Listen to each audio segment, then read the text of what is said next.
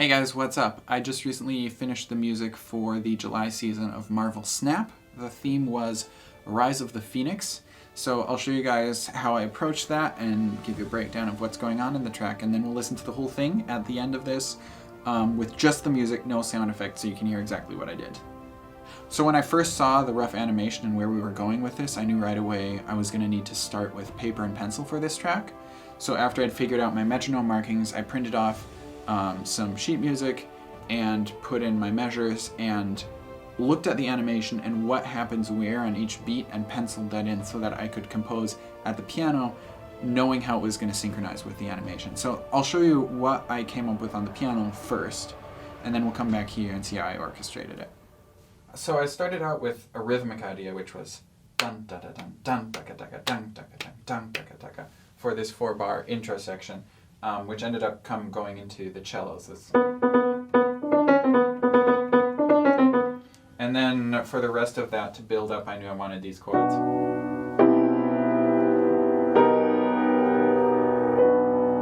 Which is sort of a Phrygian C over B. And then I have E flat over B, which creates a B augmented plus major 7, which is kind of a chord I keep coming back to, as well as the Phrygian idea throughout this piece. For the next section, there was a chord progression first that I had, which was this.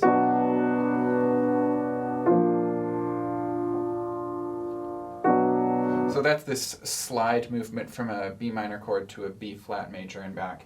And then the final chord here is this D flat over G tritone tension. The tritone also comes back in this piece. It has especially in a sci-fi context, it has this hugeness as well as discomfort that just felt perfect for this theme. So that's the harmonic progression. And then I had two textures. Here I had them piano first and then this violin line. I ended up swapping them. So the piano thing I wanted was these quintuplet stabs that are like that. And then the other thing I had was a more consistent texture. Yeah, and this.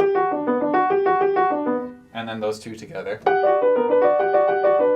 And now that I think about it, that's actually... It's a little bit like Burn, isn't it?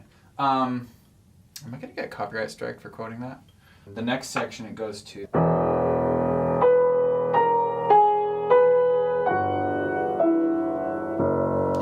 I ended up changing that later a little bit, mostly making it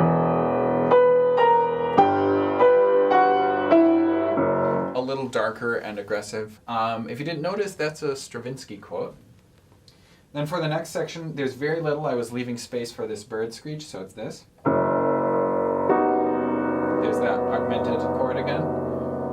And then it goes down a tritone in the left hand, so we get our tritone again. Kind of like a jazz musician, if you're a jazz musician, essentially I'm doing a dominant and then a tritone sub, and then resolving back down to B. More of those chords, and to B. And then the textures I wrote here are here. I wanted this to lead into it. I didn't end up keeping that, but I do have this that kind of thing going on in the top. I wrote this one way. I ended up changing the chords a little bit and compressing a 4-measure phrase into a 2-measure phrase to match how things eventually lined up. So the whole thing then on piano would be...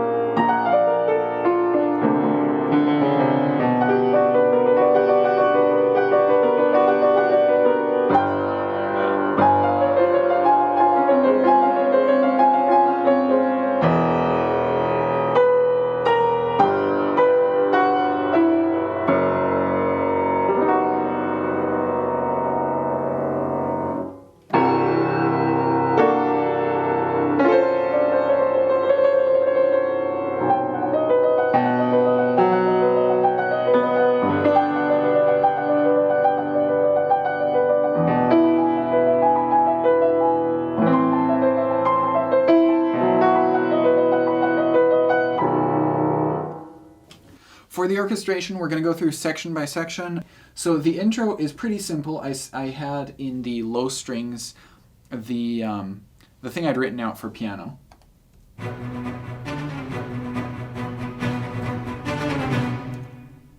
And then in the other strings, I have the chords I'd written out on piano with tremolos and trills.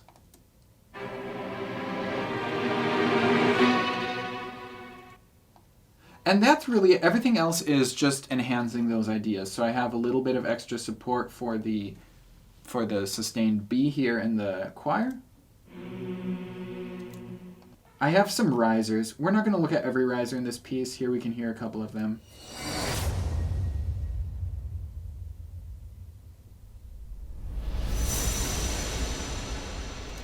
That second one, I did bathe it in reverb, and that was just for this particular piece and this epic Phoenix Force. I needed the size of a giant reverb, so I tried to be careful and not muddy up the track, but on some of the key sounds that you hear most, I made sure that they had that reverb on it. There's extra support here for the chords at the end with some sort of creepy choir.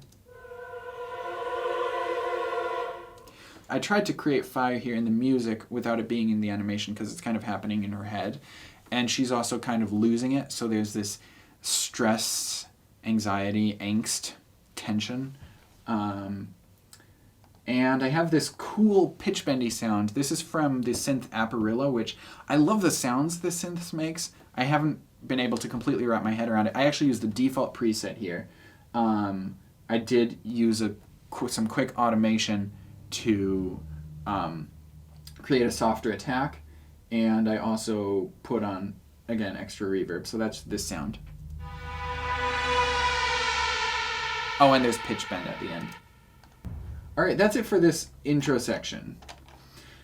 Now, the main getting upset section here. So the biggest thing was this pattern I came up on piano. I ended up putting it into 2 solo violins here. I love the texture of hearing the solo violins instead of the violin sections. It's just more grating. And there's also this association of like rapid work on solo violin with fire and flames and hell and all that kind of energy. So I wanted to bring that in. The low strings continue with the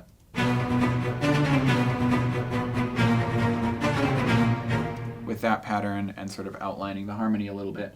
I have some trumpet fanfares in the gaps where trumpets get answered by trombones.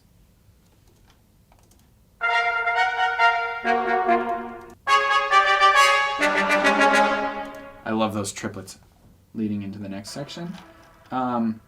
Here's this part, these stabs that are again like flames and also kind of have this painfulness as she's like her head is hurting, which when I put them in for just piano, I was like, it's kind of boring. So I bounced it back and forth between piano and harp.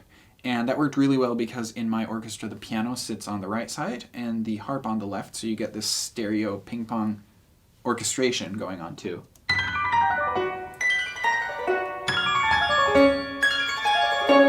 And I added the glockenspiel for extra sparkle there. Where the trumpet fanfares happen, I also have choir chants. And in all of this chaos, I only have one sustained sound, which is this soprano line.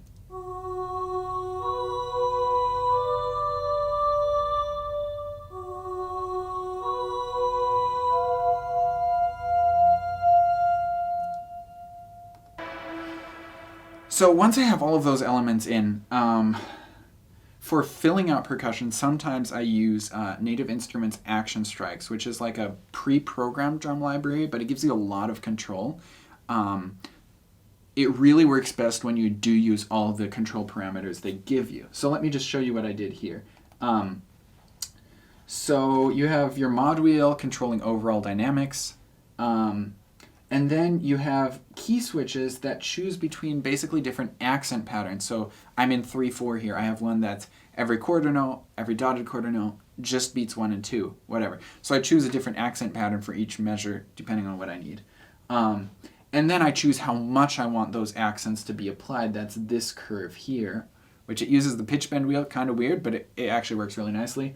Also, notice that when it's here, it's actually at 50%, not 0. So I am using that throughout. And then once you have that pattern, then you can choose between using the full ensemble, the lows, the mids, and the highs. And it also has like 7 or so different subtle variations for each of those, in addition to the pattern of accents you're choosing. So I'm starting here with the mids, and then I go to the full ensemble going between 2 different variations. And then also actually later in the track over here, I use this up here, which is just like individual accents, so that you can do a... That's for that final section, so I'm kind of skipping around here, but I just wanted to show that right now. So that's action strikes. All right. That's our getting upset section. Then we have this moment where in the animation she sort of turns inward and finds this inner phoenix force. So the music's slowed down. It also backs off a little bit for the sound effects, especially when that phoenix screeches. The strings do the melody, chords, pretty straightforward really. I have some extra high violins because nothing else was going on really high and I didn't need anything percussive, and it just fills out the sound.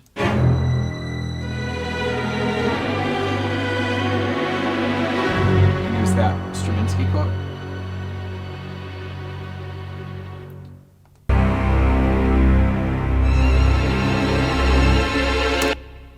All right, that's the middle section in the strings. The brass does the melody in the horns, plus another horn a third lower.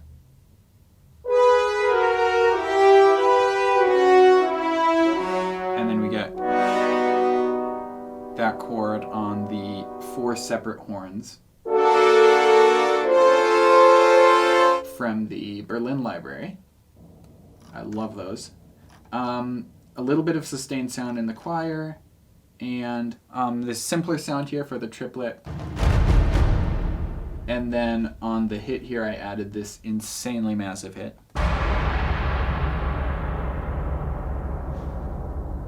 That like giant sheet of metal or whatever they use is just amazing. So over here, I wanted to add low brass. Decrescendos on those 2 notes. And my sample library, I didn't have a sample that was either like long enough but still decrescendoing. So I could have taken like the sustains and used the mod wheel to morph it down.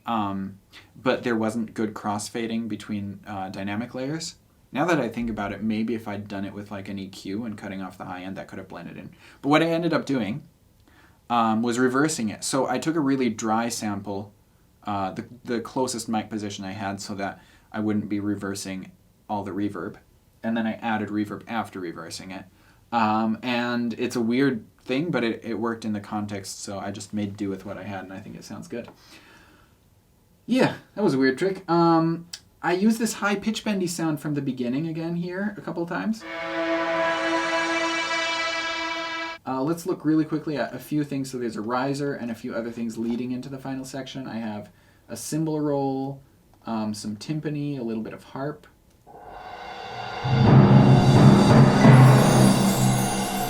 And then also the mark tree there, the chimes. All right, this final section, you can see it's like everyone's involved. It's very much a tutti going on. So the main elements are this ostinato arpeggio thing.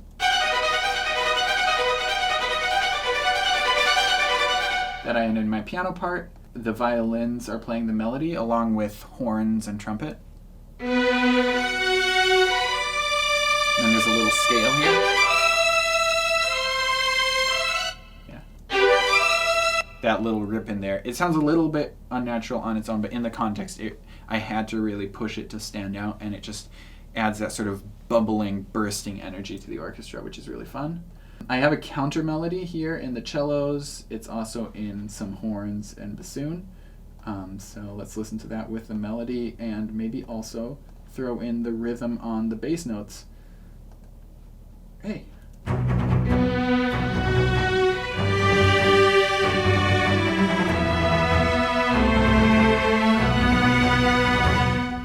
So you'll notice the strings here balance pretty well, and I tried to do that when there's this much going on. I make sure each section, strings, woodwinds, brass, like works pretty well on its own. Just when you have that much going on, it's a way to make sure that when you put it all together, it still will feel balanced. Speaking of, let's listen to the woodwinds. So you barely hear these, but I just felt sorry for the woodwinds, so I gave them this. This is piccolo, oboe, and bassoon.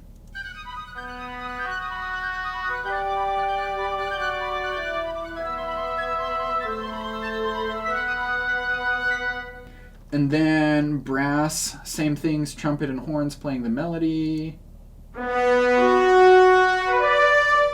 And then these rhythmic accompaniments in trombones and tuba, right? Yeah.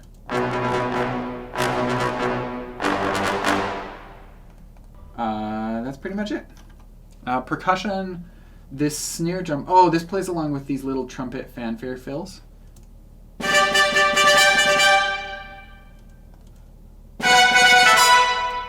Whee! There's one more harp thing going on. There's a little extra percussion at the end on taikos and some plastic drums, just to emphasize the closing chord here. Okay, choir, sustaining chords here in the women for the epic, like, oh moment. Oh, let's solo them.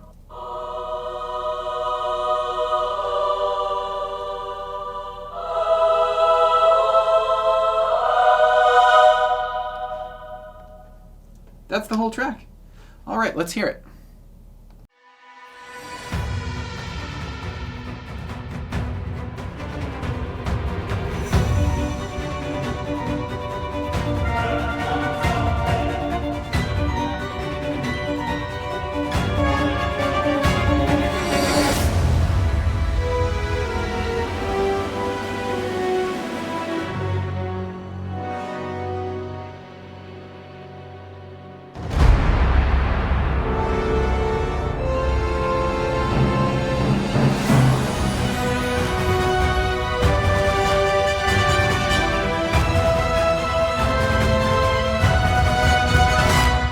Alright guys, hope you enjoyed that and learned something from it.